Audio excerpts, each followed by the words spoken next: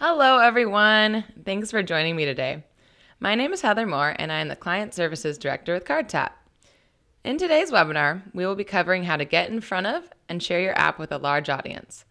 I'm going to cover your app URL, sharing the app with email, sharing the app on social media, and adding additional resources to your app. So, one of the first things we get asked when members first sign up is how they can get the app out to all their contacts. There are a lot of ways to do this, which we will go over, but the first step is to know how to correctly share it with a large group of people, which is with your unique app link. You will find your app link easily in your online dashboard. When you're logged in, you will find it right there at the top of the page. All the sharing methods we will discuss today involve you copying that link and pasting it somewhere so that a large group of people will have the opportunity to download it. We have even made sure that someone can click to install it from their phone or their computer. You have already seen how clicking the link from your phone prompts the install, but if someone happens to click it from their desktop, they will be taken to a landing page we created for you, where they can text the app to their phone and then install it. So, now that you know where the link is, let's discuss where you should be putting it. The most natural place to start is email. I mean, seriously, think about how many emails you send out per day. And sharing your app via email couldn't be any easier. So let's make sure that every email you send is an opportunity for someone to download your app. And the easiest way to do that is by inserting your download link into your email signature. You will first need to locate your signature editor. I think in these examples I'm using Outlook 10. If you can't find your signature editor, I suggest checking out our Help Center for some additional assistance and visual guides. All right, once you're in your editor, you have two options. The first is to copy and paste your link directly into the signature.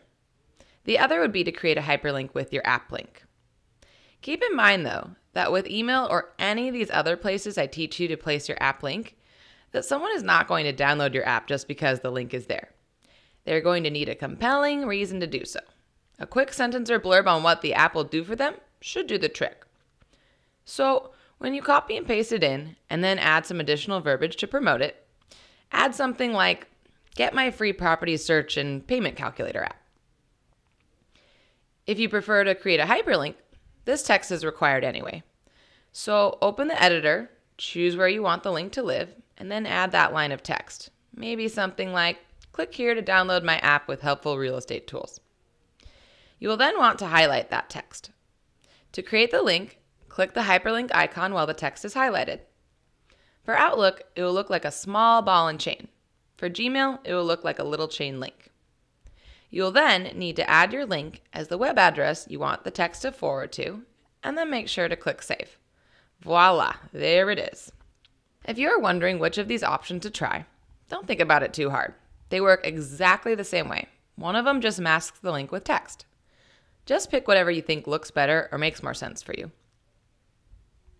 Some people even like to include screenshots of the app or a little bit more detail of what the app does in their signature, and you can always do that if you want to. Other ideas for email sharing could be a one-off email to prospects, clients, or referral partners. Or, if you have a newsletter you send out, do a feature piece on the app along with the link. You can highlight how you created an app to make yourself easier to do business with, and how having the app has or will help your clients, and then share an image to highlight the helpful tools. If you want some inspiration, again, we have lots of articles on email sharing in our support center, so check that out if you want to when you're done with this webinar. One other question we get asked a lot is how to share the app in a group presentation setting. My recommendation is to send out an email with your link in it to the whole group ahead of time. Then, at some point during the presentation, have everyone open the link together and install the app. In previous webinars, we have walked through how the app installs on Androids and iPhones, and this is important for you to know so you can help people if necessary, and that full article is in our Help Center as well. All right. Let's talk about social media. Aside from email, another place to get in front of a large group of people is with social media networking sites. Having the app not only gives you valuable content to post, but puts you in front of people in your circle that maybe wouldn't have known they could reach out to you otherwise. Let's start with Facebook, since it's the most widely used social networking site. We are guessing that you have a personal page, a business page, or both, and they are all good places to share your app. To post, copy your URL from the online dashboard and paste it into your status bar from either your home page or the timeline. you will notice that a small preview will pop up that includes your photo.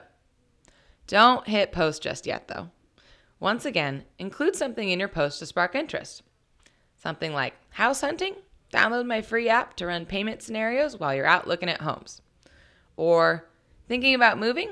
Download my free real estate app. You can check out available homes and contact me directly by phone, email, or text. I would love to answer your questions.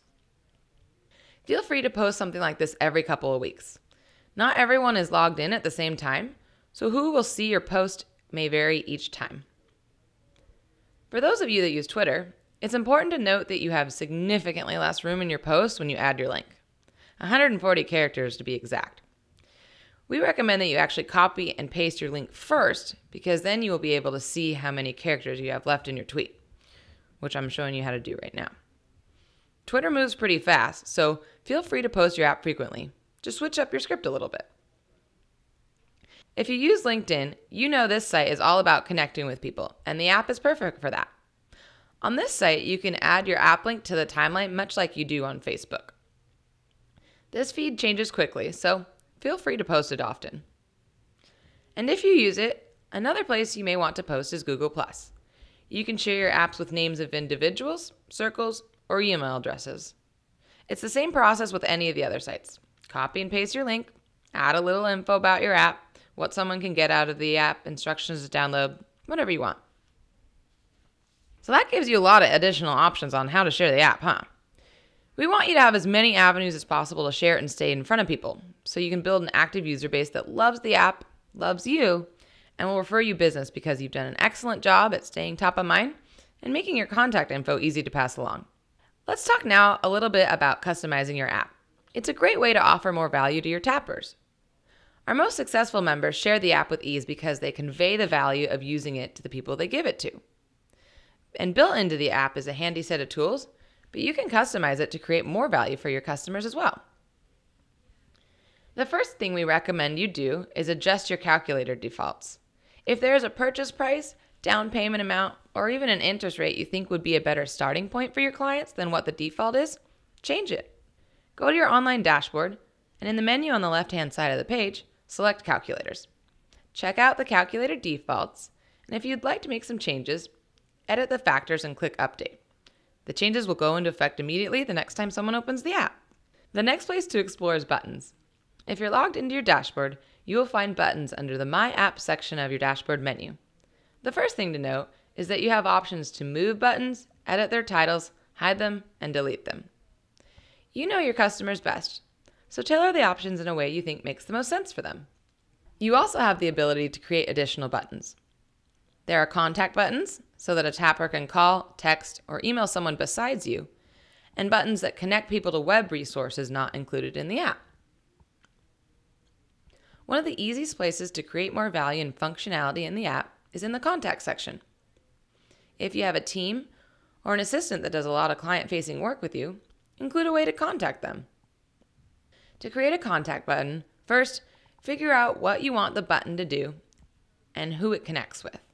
Then, add the button, name it, and select the function and add the contact info. After you save the button, it will appear instantly in your app when it gets opened next. The other place I like to add buttons is in the More section.